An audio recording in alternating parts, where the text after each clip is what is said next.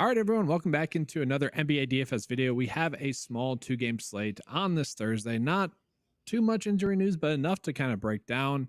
We'll see if this video goes the full 45 minutes today. Again, it is a two-game slate. MLB's going on and whatnot, and March Madness as well. So there might be a small edge there. I was kind of hoping the slate would be bigger for that matter. Just people not as in tuned to the NBA slate. But two-game slate. What are your thoughts for the slate? Yeah, man, definitely an interesting one, especially with MLB and March Madness going on. So, yeah, nice little two gamer here. We were kind of joking pre-stream. Jose Alvarado, kind of the big injury news today. So, Yeah. decided to break him down and the rest of the guys here. So, Yeah, we'll start with the Pelicans. So he's out. You still have Ingram out, which we have seen before. But like two slates ago, Alvarado was a good pivot off of a chalky. I forget who it was now. Who was that? Whatever, doesn't matter. I can't. It's someone from whatever. That's gonna. But someone from Atlanta, I believe. But no, Patty Mills. It was Miami. Patty Mills off of a chalky. Patty Mills. But we got to figure out what to do here now. Like Jordan Hawkins could be the guy, but only projected to get 16 minutes. Like that's the player I probably like the most, but he's probably the most risky as well, and he's not popping up data wise. So, like I don't know, where do you see yourself going, kind of with Ingram and Alvarado being out? yeah, man. I think that shot's okay with what was his name? I completely forgot what you said. Uh, the point guard. Jordan Hawkins, Yeah, yeah, Jordan Hawkins.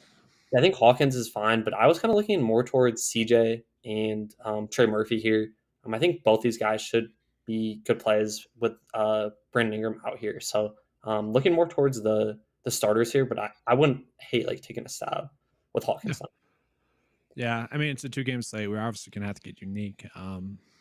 Yeah, Like CJ McCollum, I think is one of the best plays on the slate, but he's being treated that way 62% on both sites.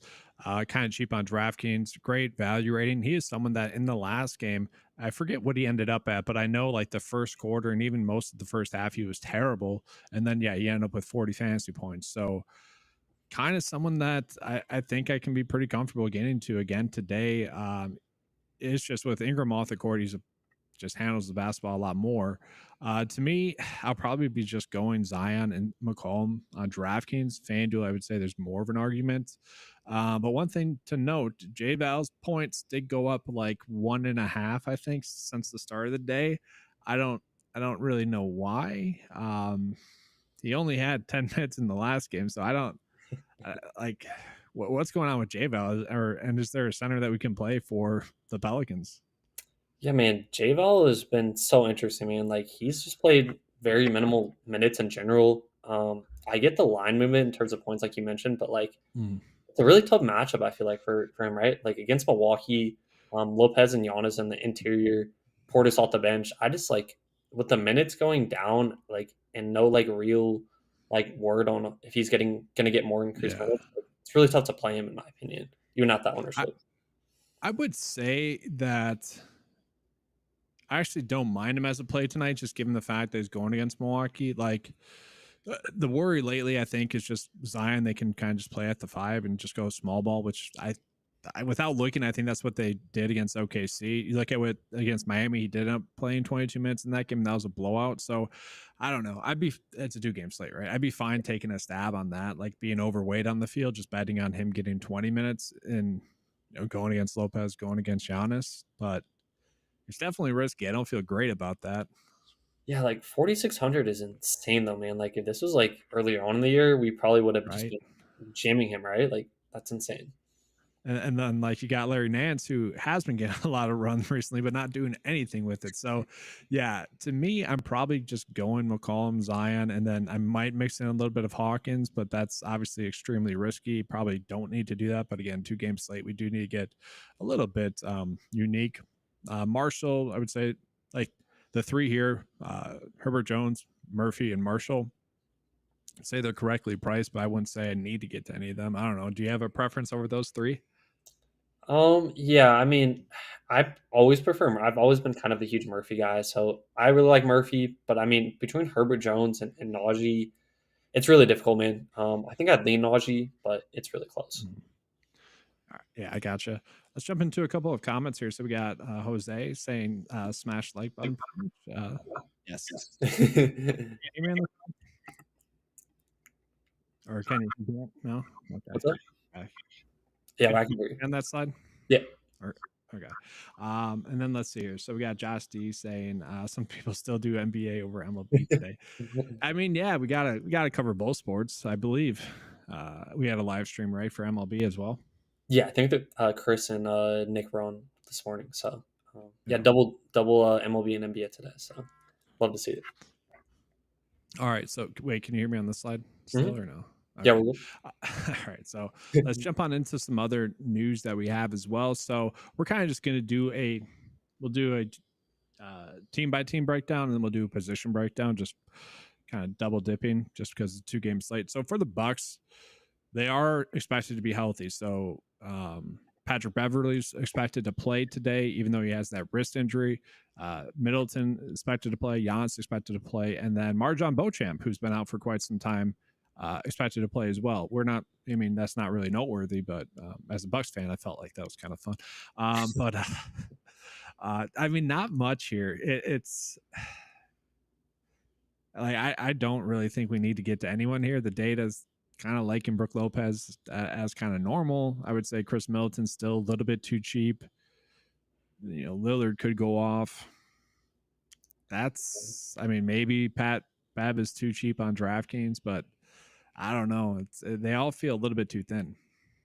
Yeah, man, I'm right there with you. I just think Milwaukee here. I was on Middleton for a little bit, but I don't know if you've seen it, man. But he shot horrific last game. He's been shooting really bad from the fields. I don't know if it's just because he's getting older, but he's been really bad from the field, man. Nah, I mean that's the Chris Middleton experience. It's I don't know if you've ever tweets where it's like the cycle of whatever, just like they do it for Miami a lot, Boston a lot, Lakers a lot, but like for Middleton, it's like that. Like start doubt him, he starts to play better, gets injured, comes back from injury, dominate. It's just like a circle that it just happens, and then he like plays elite for a week in the playoffs. That's just Chris Middleton to a T. So That's true. I'd be fine with him on it. Like who's to say he's not going to just make a bunch of buckets tonight? I guess. True, true. I mean, recency bias is definitely still there. I mean, even just so I'm a little bit biased as well. So like, Yes, definitely I got you. great bounce back spot. I feel like, and then I just want to mention Giannis. I think he's still fine. I prefer like Zion. I think I'm getting to one power forward, but I think he's fine from Milwaukee as well. Always has a huge ceiling. So Yeah, and they are coming in off of that double OT game against the Lakers. Just as a reminder to anyone that may be looking at these game logs, 1 for 6 from free throw. I mean, that's really yeah, was costly in that game, but obviously he's been playing well. Not really a matchup that would be too worried about. Let's go ahead and jump on into Boston here. So for Boston, we are worried or waiting on news of if Drew Holiday is going to be active or not. Nope, nope, we're not. So just seeing now that he's available to play. Okay, so interesting. We got Al Horford out though as well. It kind of changes a little bit, but yeah, we're probably not getting to too much of Derek White now or Jaylen Brown. Everyone probably just correctly priced with Drew Holiday out. So, do you see anything that you like here? yeah, man. So I definitely think in terms of like as a team, Boston should roll here. Obviously, 16-point spread in favor of Boston.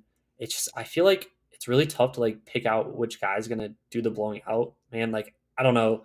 Tatum obviously would be the first guy to look at. Mhm. Obviously, their top player, but I don't know. I think the biggest piece of news now is this kind of hurts Payne Pritchard now with Drew Holiday back. I feel like Payne Pritchard was a guy we were looking at with Holiday out and Derek White out, but I feel like his minutes have to go down here. So definitely hit the Yeah, Pritchard. yeah. He's him and Hauser basically get the X for me tonight, especially at those prices. But I could almost say the same about Derek White, especially like 20% own on a 2 game slate. I don't know. That just feels a little bit too high for me. Um, I don't know. I like obviously it's a 2 game slate. We need to get some pieces of Boston. Uh, the only one I would maybe be interested is Porzingis, just because we know he has a pretty high ceiling at a cheap price tag. Um, decent matchup going against Atlanta, but he just hasn't been as good recently. Yeah, I That think it's yeah, tough. Yeah. I think the one shot for me I didn't shout earlier is Luke Cornett. If he does start here, I think he's a fantastic pivot off of Joval. Um, I don't know. I think I'm always kind of a big Cornett guy when he starts. So I think he'd be a pretty solid tournament play if he did start here at 4,700. Yeah, that's something to monitor the minutes on there. We only have him projected for 18 right now, which honestly still could be enough. But I mean, obviously it's a 2 game slate. We need to find some stuff. So Yeah. don't mind that. Let's jump into kind of the big news spot, I would say, on the day. And we got a question about thoughts on if Murray sits tonight. So yeah, that's the biggest piece of news that we are waiting on right now is whether or not DeJounte Murray's going to play. Yesterday, he ended up playing on the front end of a back to back. I'm kind of assuming that he'll sit on the back end of a back to back, but we don't really know for sure. Looking at the other injuries that we have in terms of ones that matter, Griffin being out still, Jalen Johnson still being out, and Nika still out, and then Trey Young is still out as well. So definitely a big new spot there. First and foremost, if he plays, do you like him as a play, DeJounte Murray? Yeah, I think he's fine, man. I played him last slate. I think he was like 25% owned in a really good matchup. I think he's fine once again. Boston, definitely a tougher matchup for sure, but he's been playing incredible, man. So I think he's a very solid spend up here at 9,600 or yeah, Mhm. whatever. Yeah, 9,600. So Yeah, and he just went off against Boston as well. Now, granted, that was without Drew Holiday, but I still think it's noteworthy that that matchup was one that didn't hinder him. But like, yeah, with Drew Holiday being on the court, that's one of the few defenders that I might downgrade someone for, but not too much. From there, so I didn't get to him yesterday. It's probably my biggest mistake. Great, even though I mentioned that I might play him, and I just didn't. Um, it was fine. I ended up playing a little bit of the Thunder value and the Portland value that was out there. Rupert did fine, but like 20 points, 33 minutes. I mean, really not that much. 20 fantasy points. That's really not that much, but he has been a consistent fantasy producer. And so on a 2 game slate, if we can lock in 5x, like I'd be more than happy to do that at this price tag. Not like a lock and load play, but he is looking like the best value play for Atlanta. But 40% for someone that probably isn't going to be a GPP winner seems a little bit rough. I don't know. Have you played him at all? I've been excited to roster him, which hasn't worked out. Do you have any thoughts on him? yeah, man. Kind of my first thought was when I looked at the slate and looked at the model was seeing him at 40%. Like I've never really played Vic Krejci that much. I just I don't know if it's the name or just like we haven't really seen that much of him. I think he's fine. But I don't know. If DeJounte's out, I think he's way better. But if DeJounte's in at this ownership, like I feel like he's a little bit high in terms of ownership. But that's just me.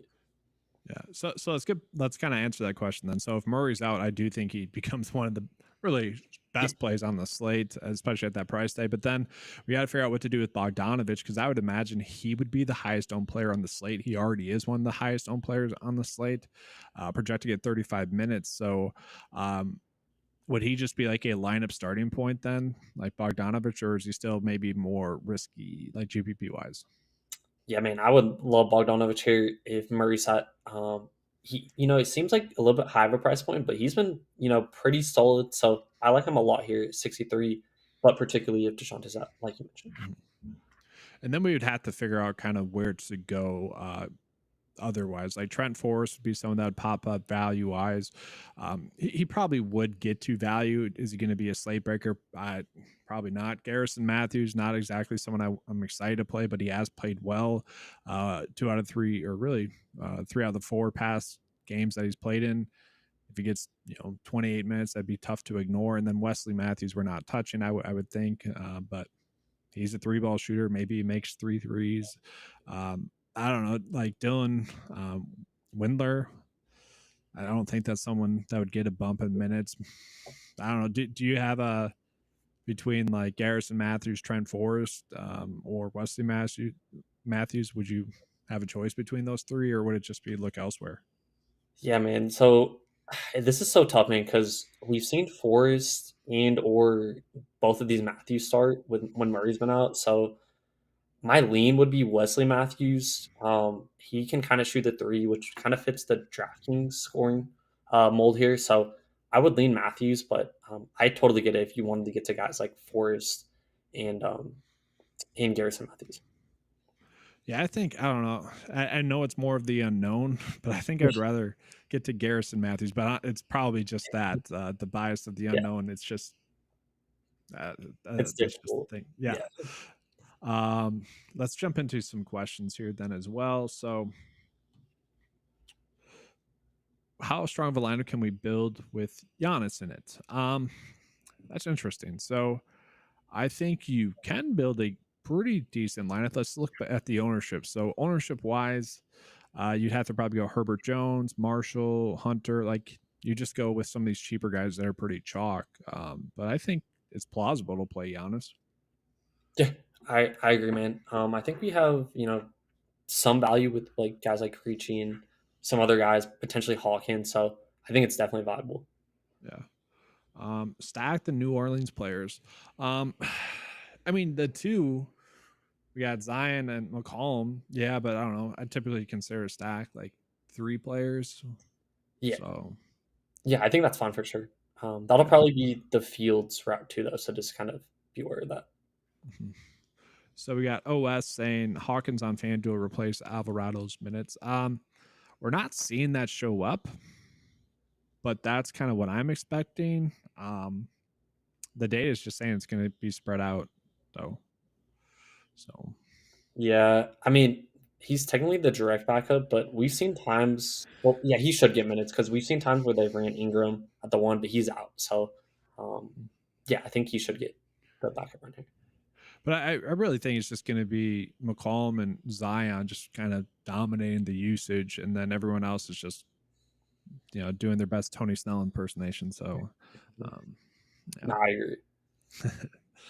Let's see here, and then we got Cornette getting minutes with Horford. I'll let you take this because you kind of had uh, Cornette on your radar.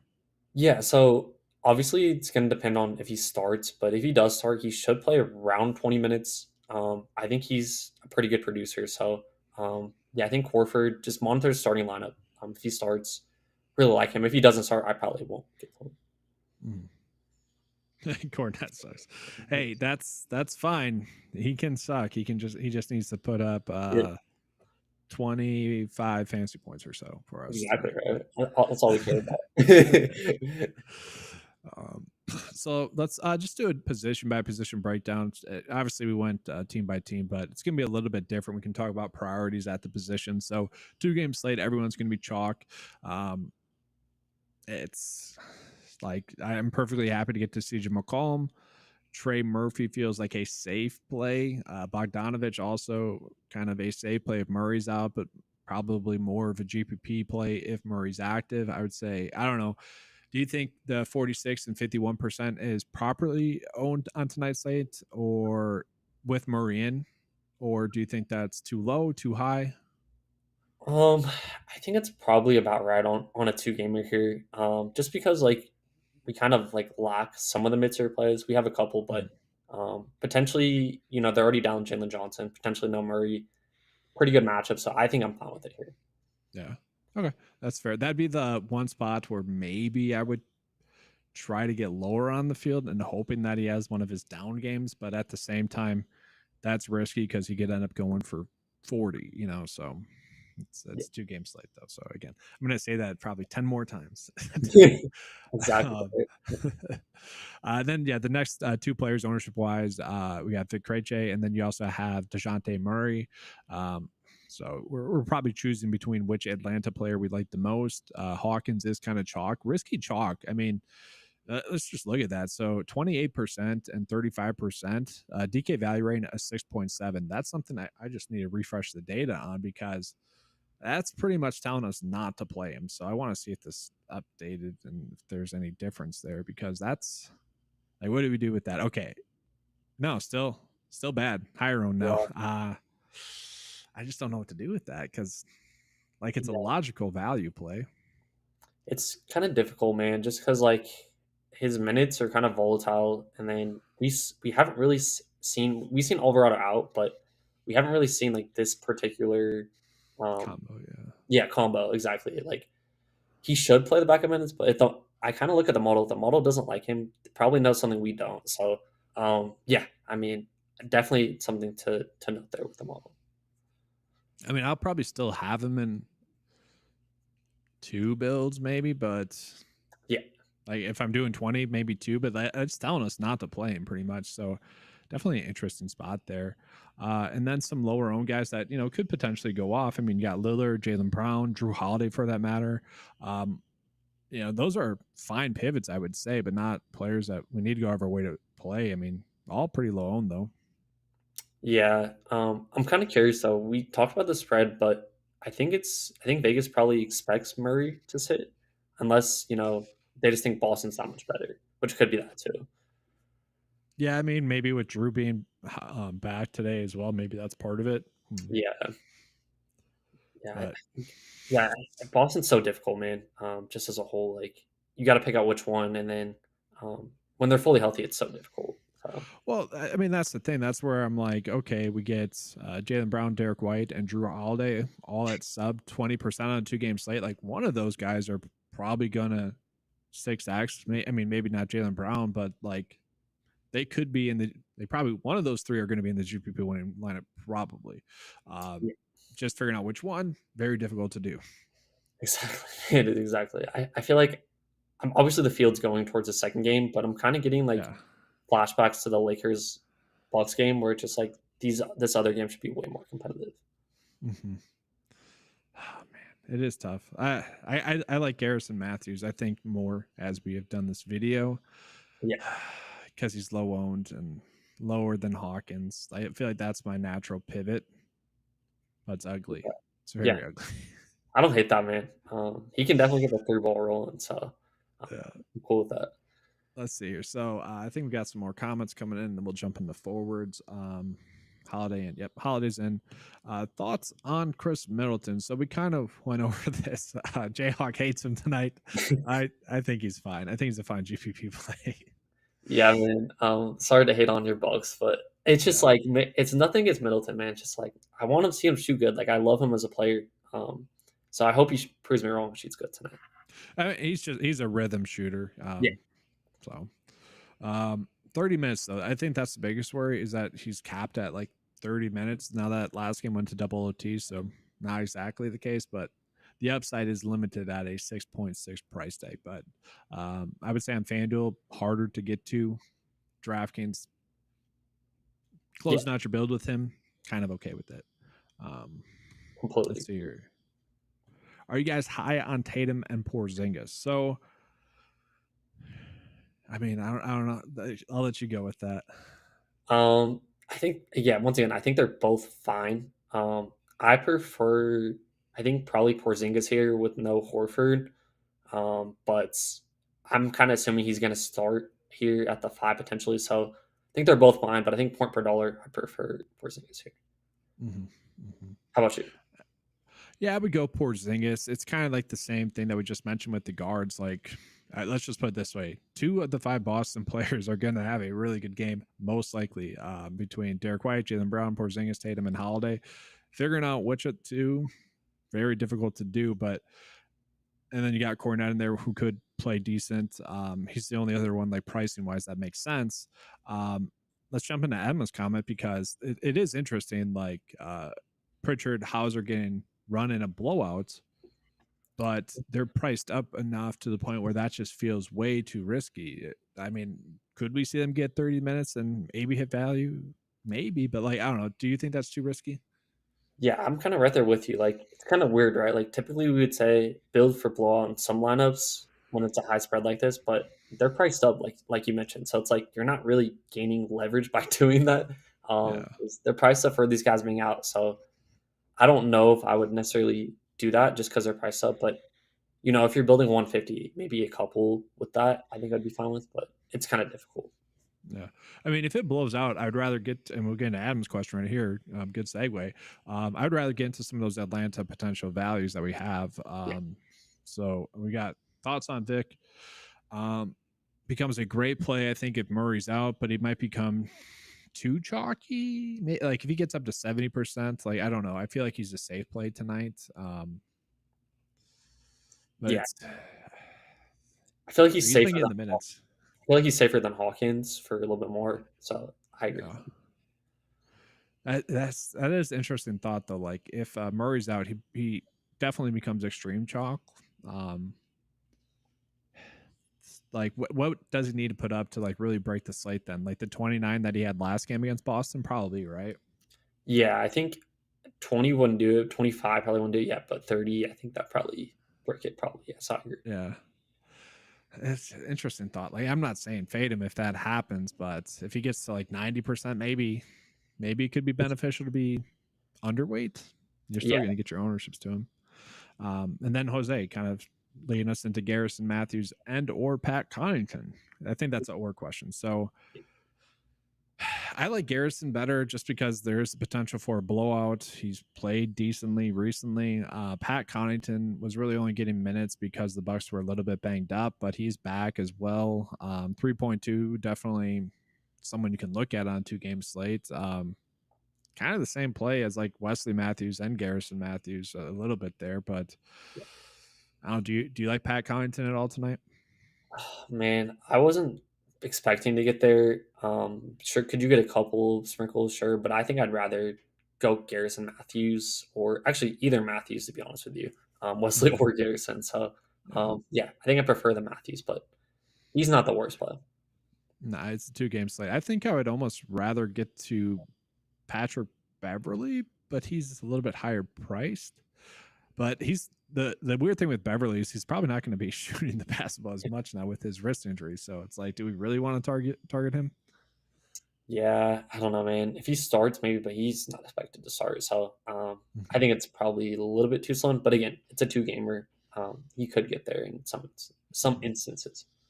Then we got Jacob saying, I think Pat closed.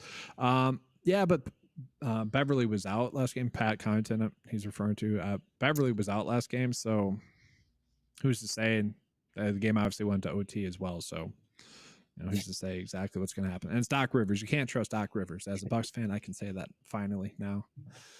Yeah, good old Doc. Um, yeah. Let's jump into the forwards here. So I'll let you start. Like we kind of went over Giannis, Tatum, Zion. I guess out of the top pay ups, let's say above 8K, which of those four do you like? Would you want to get to the most, or is it none of them? I think for me, it's probably pretty clearly Zion at 8.9. I just feel like, on the slate, being the two gamer with no Brandon Ingram, he's probably the safest point per dollar. Should be a close game. He's been really good recently. So probably Zion on top. I get he's chalky, but he seems like the easy play there. And then if Kristaps does start at the five, I think I'd probably put him as my second favorite true to like mid tier spend up play. Yeah. Yeah, and that's what's interesting. It is very heavy on Zion, and then a little bit of Tatum, a little bit of Giannis. Not really as much though as you would think for a 2 game slate, like as the clear cut like stars, I guess if you will. But I'm right there with you. I think it's Zion for sure. Sprinkling a little bit of Porzingis, but then we need to talk about this kind of mid-tier range because it does get difficult. We spend enough time on Middleton, but let's talk about like Trey Murphy, Herbert Jones. We already talked about Bogdanovich as well. Don't need to get back into him, but we got Trey Murphy, Herbert Jones, DeAndre Hunter, who we haven't mentioned, Yeah. Bobby Portis as well. So between those four, Murphy, Jones, Hunter, Portis, we do have some chalk with the Pelicans, but do you like those two plays as chalk, or would you rather get to a little bit lower owned Hunter and Portis? So let's start with Hunter. We haven't covered him yet. Yeah. I think with no Murray, he would look really good at even at this elevated price point. So I would like him a ton in tournaments if Murray were to sit. I think he's still Mhm. fine here in tournaments if Murray plays. He can spike a big ceiling, so I like him a lot in tournaments either way. And then in terms of the New Orleans guys, Murphy and who was the other one? Marshall. I think Herb Jones. Herb But Jones. Sorry. Marshall, yeah. Marshall's value. Sorry. I Yeah. think I prefer Murphy between him and Herb Jones, but Mm. it's just more of a DraftKings like scoring thing with Murphy. Yeah. I think that's fair. For me with Murphy, it's like the dude has been playing a lot of minutes and he's been very consistent recently, but he's been like too consistent for his price tag. I would say on like on a 2 game slate, maybe people are comfortable with that. Yeah. Like just getting 30, but it's Like, I feel like you need more than that. Like Herbert Jones is not going to give us much more than he's been doing as well, but I feel like they're both good enough plays at their price tag. But I also feel like they're slightly overowned. Like Trey Murphy, 56% owned, Herb Jones, 42. I don't know. Like, I get it. They're safe. Herb Jones brings that really well, DK value wise as well. But like, the ownerships make me less excited in the plays, I should say. And I feel like I should always look at ownership less, the latest, I should say, rather than first. Yeah. Uh, but like to your point, like DeAndre Hunter probably has a higher ceiling than, or just as good of a ceiling as Murphy and Jones, but like it's a little bit lower owned. Yeah, these guys all kind of project similarly, in my opinion. Yeah, I think Hunter would clearly be my favorite if DeJounte sat. yeah. And then I do see the question about Crowder. Let's get into Portis real quick. So Bobby Portis is kind of the next of the mid-tier plays you could potentially get to. But I will say, like, I freaking nailed Bobby Portis last slate. I'm giving myself a pat on the back there. He was not that high owned, ended up going for 40. That was simply because of them being a little bit banged up. Pat Beverly being out, kind of figured he'd get run. He did, but not as much as I would have wanted. Beverly's obviously back. I feel like it was more luck than skill to get that call right now in retrospect. But he is what he is. Like, he's a GPP play. He could end up getting the most points out of really this range, and I don't think it'd be too shocking. Yeah, I wasn't getting to too much Bobby. I think he's still fine. I do kind of account he did have a little bit of blowout last game. I mean, not blowout, overtime. I don't know why I said blowout. He had a little Yeah. overtime to get more shot attempts up, and he did close, I think, in overtime. So, yeah, I think he's fine. I do prefer Murphy and Herb Jones and also Mm-hmm. Hunter, I think, in a nutshell, but he's definitely fine to take a stab in tournaments. Yeah. And then, so we got Adam asking this question. She's saying, is Crowder a way to get different on a 2-game slate, start and scrubs process for tonight? I feel like that's a twofold question. So let's talk about Crowder first, but then let's just talk about like getting different on a 2-game slate. So Crowder is not ranking out well. 16.2 minutes. Or I don't know. Is he someone that you're looking at all? Yeah, I typically am fine with some people. I just wasn't getting to too much Crowder. I don't know if you were different, but I wasn't getting very much. But yeah, I mean, I think in the way that he's probably asking this question, where like he's probably like, all right, I have so and so salary left. yeah, Maybe he already played like Matthews and whatnot. Like in that regard, where it's like this is one of the plays that's there, and I need to make a decision. Like I think I'd be fine closing out a build with him. I do not think I'd be actively targeting him though. Um, so like I don't know, like it's a 2-game slate, obviously. So like if he gives you 10 points at 3.2, obviously that's gonna suck, or 3.3, that's gonna suck. But if you get the rest of your build right and he allows you to do that, maybe. Maybe.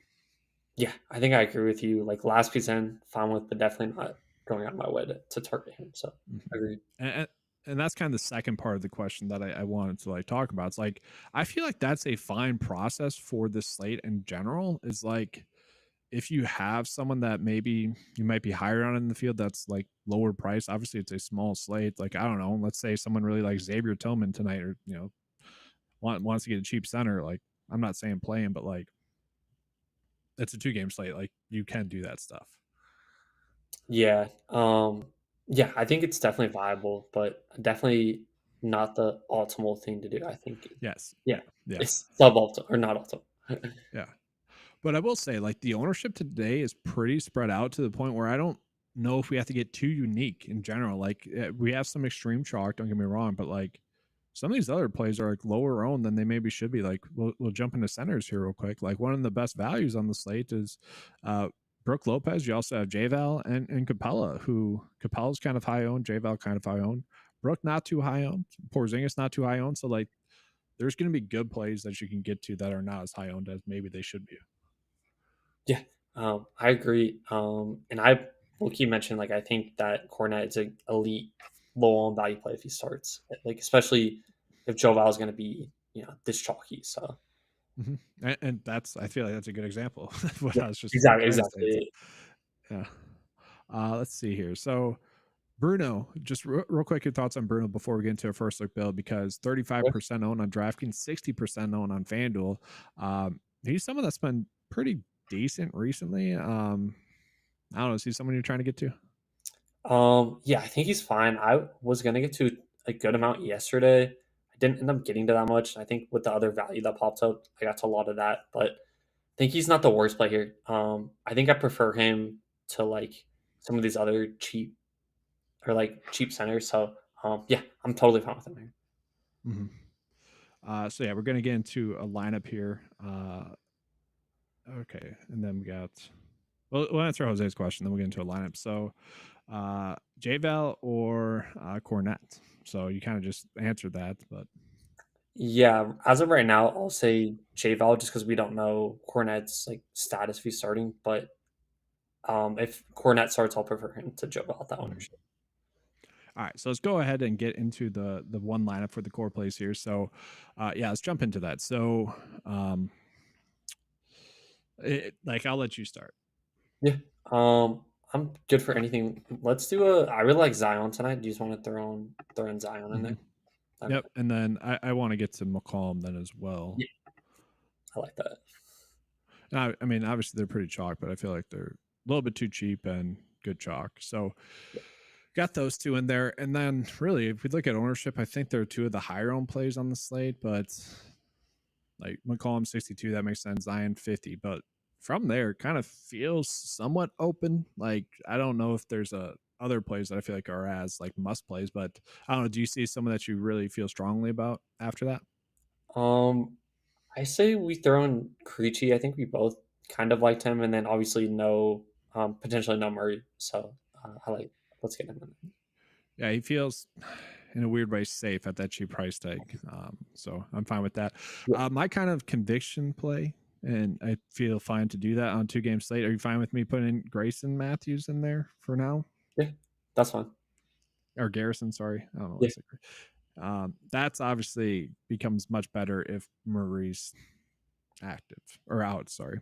Yeah. Um, No, I and agree. then I don't know, do you center wise, do you want to go Porzingis? Do you want to go Cornette? Do you want to go J Val, Bruno? Maybe pay up. Um, this is tough just because like it's tough to do a first build without seeing the lineups, but I think I'd probably lean. I don't know. I'm gonna let you choose this one because I don't really have a huge thing right now.